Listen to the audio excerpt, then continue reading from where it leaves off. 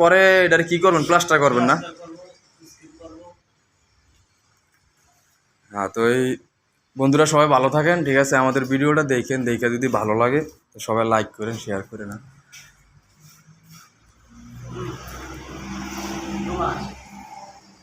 এটা পাসাং করতেছেন, এটার কি কয়?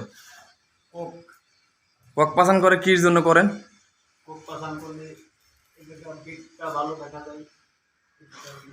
ও আচ্ছা, তো এই ককটা পাসাং করার উদ্দেশ্য হইলো মানে যেহেতু কোনাটা যেহেতু সুন্দর দেখা যায় না, এটাই তো নাকি মূলত এটাই।